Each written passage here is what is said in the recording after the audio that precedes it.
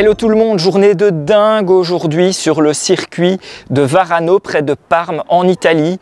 Je vais remplacer Stoffel Vandoorne, le pilote belge qui profite d'un petit peu de répit en ce moment avant d'enchaîner un double programme en 2024. Il roulera en WEC pour Peugeot, donc en championnat du monde d'endurance, et il roulera aussi évidemment au volant de cette Formule E. Ben non, je plaisante, hein, je ne vais pas remplacer Stoffel Vandoorne. En revanche, je vais quand même monter au volant de cette Formule E de 3e génération qui développe près de 500 chevaux pour 840 kg, pilote compris. Ça fait partie des voitures en sport automobile qui ont le plus évolué vraiment en un temps très court. Ici, on a la toute première génération de 2014. Voilà, je ne sais pas si vous vous souvenez, mais à l'époque, les pilotes changeaient de voiture à mi-course. Cette époque-là, elle est finie. Déjà en 2019, il y a cette deuxième génération qui est arrivée, qui a permis aux pilotes de ne plus changer de voiture à mi-course. Une voiture par course, 2019 donc, et la troisième génération, elle est déjà arrivée en 2022, donc elle va commencer sa deuxième saison, et on sait déjà que dans 3 saisons, il y aurait déjà une 4e génération. Donc c'est vraiment assez dingue comme évolution, d'autant plus que la 3e génération, elle est plus légère, elle est plus puissante, et ce qui est dingue en Formule E, c'est la récupération d'énergie. Pourquoi? Parce que la toute première génération n'était capable de récupérer que 15% d'énergie sur l'ensemble de la course. En deuxième génération, quelques années plus tard, on était à 30%, donc on avait déjà doublé cette récupération d'énergie au freinage ou à la décélération. Et sur la dernière génération, on est à 40% d'énergie dépensée durant la course qui en fait est récupérée au freinage, donc c'est complètement dingue. Une voiture de Formule E récupère jusqu'à 600 kW, alors qu'une voiture chez DS, une voiture 100% électrique, prenons par exemple la DS3 e-Tense, elle récupère jusqu'à 100 kW. Donc c'est 6 fois plus sur une Formule E, et ça lui permet d'avoir une toute petite batterie, une batterie de seulement 47 kWh. C'est vraiment complètement fou.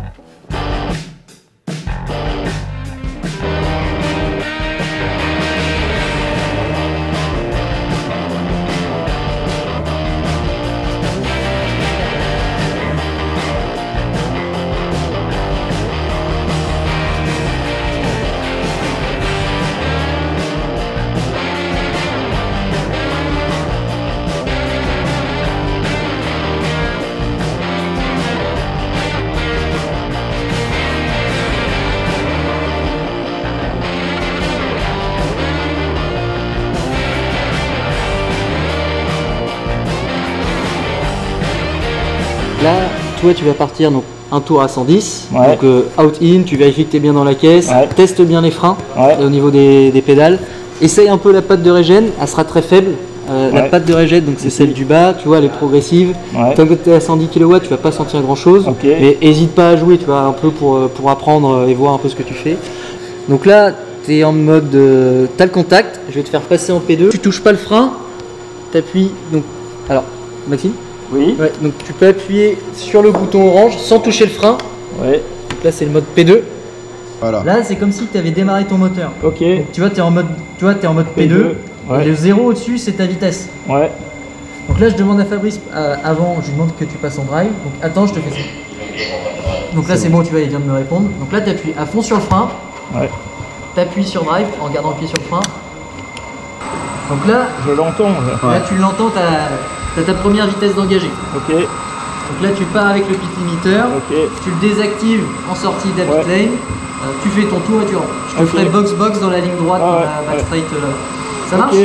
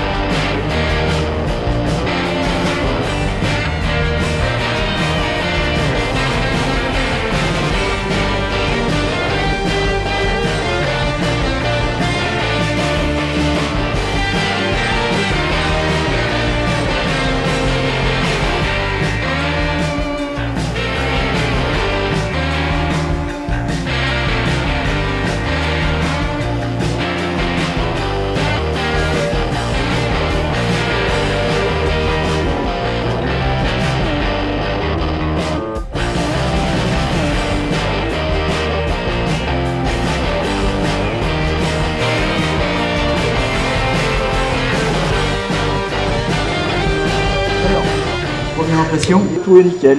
Tout est nickel, pas de problème là-dessus. Ok. Et bah écoute, on attend que Fabrice il vérifie que tout est ok sur la caisse et on partira pour faire tes 3 tours à 300. Ok. Ok.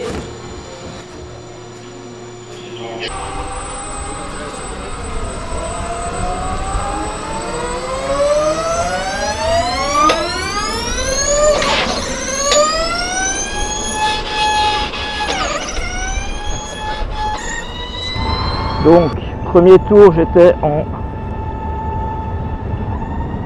110 kW et maintenant, ça y est, je passe en 300 kW. Donc, ça va pousser beaucoup plus. Je dois mettre les pneus en température.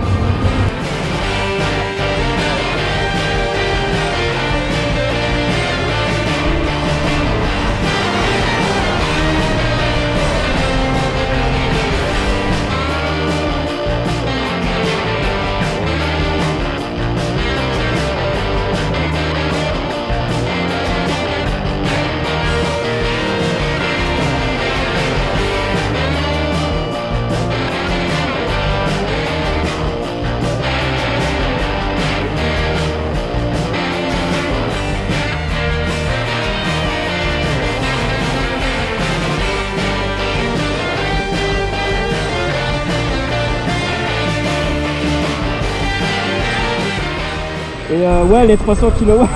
Ça marche, hein? Ça, ouais. Même en ligne droite, il faut vraiment y aller progressivement, sinon tu sens, mais c'est incroyable. Je t'ai vu bouger un peu sur tes freins là? Ouais, j'ai freiné un peu tard. Ouais, t'as freiné un peu tard. Non, mais pas de soucis. Je pensais pas que ça marchait aussi fort. Ah, ça vraiment, c'est impressionnant. Ça fait 880 kg. Hein. Ouais, non, c'est top. C'est top. Ah, bah, c'est bien. Et les freins, on les sent vraiment bien. Ouais. Donc tu sens fort, tu sens la limite, tu sens la décelle, tu sens que ça bloque un peu, tu te dis non, vraiment bien. Vraie caisse de course quoi, non, bah impeccable. C'est super. On va tant mieux. Et bah écoute, on va repartir pour 3 tours. Ok. Je te propose, tu fais un out. Ouais. Et on fait la procédure de start comme les autres ici. Okay. Et puis après je te laisse faire tes 2 tours si tu veux refaire un deuxième start ou pas. Okay. Et puis voilà. Donc alors, là tu es repassé au neutre, tu vas repasser en drive quand je te le dirai. Comment ça fonctionne? Une fois que tu es en drive, tu appuieras sur les freins, tu tires ta palette en bas à gauche, mais tu restes appuyé dessus, ça t'affichera Jump Prep. Okay. Tu lâches tes freins et tu accélères à fond. Quand tu accélères à fond, ça te passera ici le carré en vert, ça te marquera Jump Ready. Dès l'instant où tu lâches ta pad, ça part. Tu la lâches d'une fois? Tu la lâches. C'est pas comme un embrayage. Quoi. Non, tu la lâches une fois. C'est vraiment un launch control de boîte auto. Tu lâches, ça part et la voiture a fait le reste. La voiture, elle va contrôler la traction control tout du bout. Si tu fais pas ça avec ton volant, ta voiture elle va rester droite. Donc il n'y a aucun risque. Voilà, il n'y a aucun risque. Il y a tout qui est contrôlé pour que ça accélère en même temps des 2 roues. Tu vas pas faire un spin, c'est pas. Tu vois, tout est contrôlé en fait. Ok. Fais attention, tu arrives vite après au freinage. Donc si tu veux en faire 2 des starts, tu vois, tu peux faire ton premier là et puis tu refais un tour et tu refais un start si tu veux. Et puis après on rentre. Ça laisse encore 2 tours pour essayer l'ensemble. Donc pied sur le frein, pas d'en bas à gauche, à fond, tu la lâches pas. Tu lâches ton frein, tu accélères à fond. Et là, dès que tu lâches ta patte, ça part. Quand tu le sens. Bon les gars, là on va faire un launch control. Ça risque d'être violent. Allez, 3, 2, 1. C'est parti! Non, génial!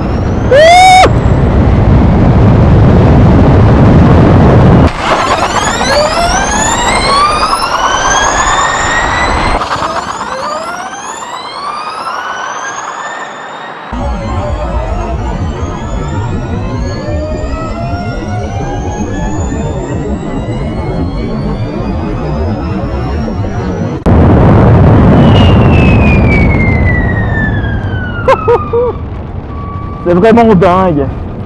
C'est vraiment dingue.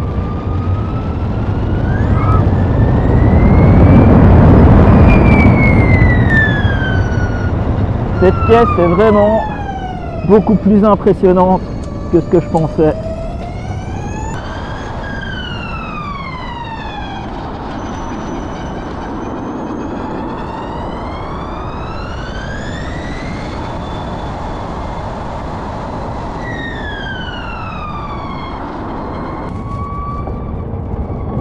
sent qu'il y a un ABS, mais en fait c'est possible de bloquer les freins un tout petit peu à l'avant. Ça c'est dû au disque de frein. Ils sont tout petits et qui chauffent, mais un peu tardivement.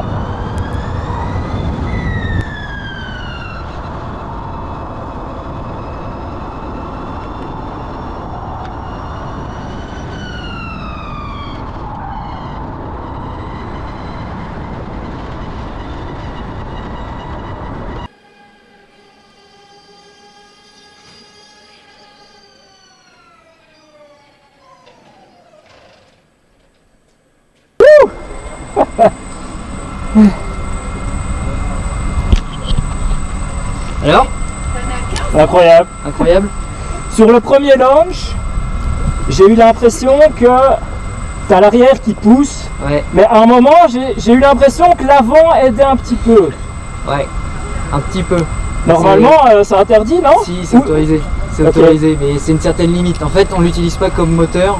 On va dire, c'est un accompagnant. J'ai senti. Ouais. Si tu l'as senti dans ta direction, parce que ça se lève, tu sens que ça part, non? Bah, tu sens que ça. Ouais, c'est ça, ouais. Ouais. Mais c'est. Ça marche, hein? C'est fabuleux. Ouais.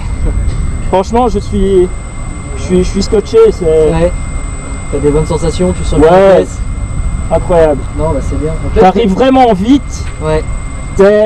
C'est la première fois que je suis dans une monoplace, donc t'es aussi proche du sol, donc j'ai regardé ma vitesse, mais enfin, t'as 140, t'as l'impression que t'es déjà à 200, quoi. Ouais, bah oui.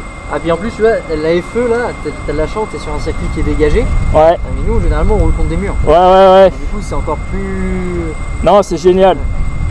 C'est génial. Et le volant, les procédures et tout, c'est assez simple, je trouve. Ouais. Bah, après, ça, c'est notre job, hein, de simplifier un peu l'ensemble. Ouais. Là, tu vois, t'as une voiture très simple. Ça demande de l'habitude de pouvoir s'habituer au dash. Exactement. Et tu vois, là, vous avez les LED qui sont désactivés, mais eux, ils ont des choses qui jouent en plus avec. Tu vois, ils ont des modes, ils ont ce genre de choses, quoi. Là, on a tout désactivé parce que faut que la voiture reste simple aussi à appréhender. Tu vois, on change les modes en fonction des stratégies qu'on a dans la voiture, toutes ces choses-là. Donc là, je te laisse remettre pit limiter. Ok, tu peux repasser en drive. Ok, les gars, c'est bon pour tout le monde? Allez, c'est bon pour nous. C'est parti, je pars pour mes derniers 3 tours avec cette voiture vraiment incroyable.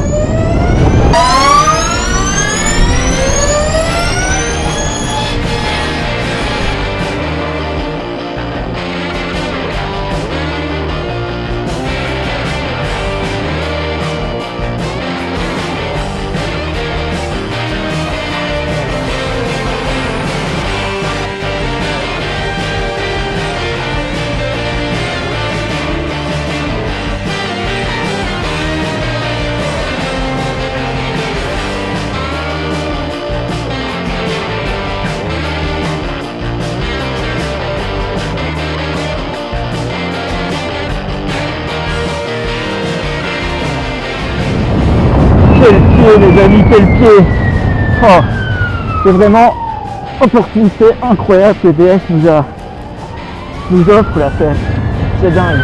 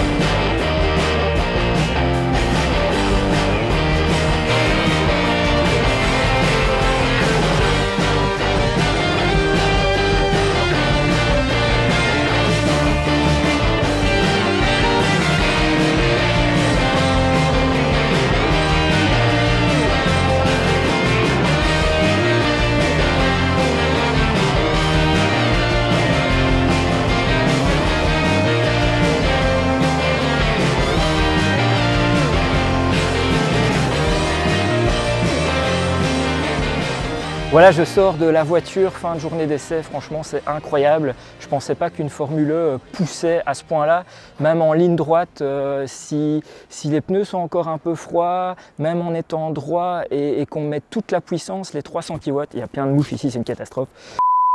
Je viens de sortir de la voiture, fin de journée d'essai, c'était incroyable. Je ne pensais pas qu'une Formule E poussait à ce point-là, même quand on est en ligne droite, si les pneus sont un peu froids et que les roues sont droites, si on met gaz, non pas gaz, si on accélère trop vite, et on sent que l'arrière patine, il y a vraiment une puissance de dingue, on arrive vraiment très très vite dans les virages. C'est un vrai freinage de voiture de course. Difficile à mon petit niveau de juger de l'appui aérodynamique, il paraît qu'il y en a très peu et voilà, on est assis très très bas, donc on est à 140 km/h, en fait on a l'impression qu'on est à 200. C'est vraiment un truc de dingue et une opportunité incroyable que DS nous a offerte ici de tester cette Formula électrique. Il n'y a qu'une seule voiture de course au monde qui ressemble il n'y a qu'une seule voiture de course au monde comme ça, c'est celle-là, elle est incomparable, je pense. Voilà, j'espère que cette vidéo incroyable, unique, exclusive, exceptionnelle vous a plu. Je le rappelle quand même, non, je ne remplacerai pas Stoffel Vandoorne l'an prochain chez DS. N'hésitez pas à nous rejoindre sur nos réseaux sociaux, Facebook, Instagram, TikTok et bien évidemment, appuyez sur la petite cloche pour recevoir toutes les notifications de notre chaîne YouTube. À bientôt sur Autotrends. Cut.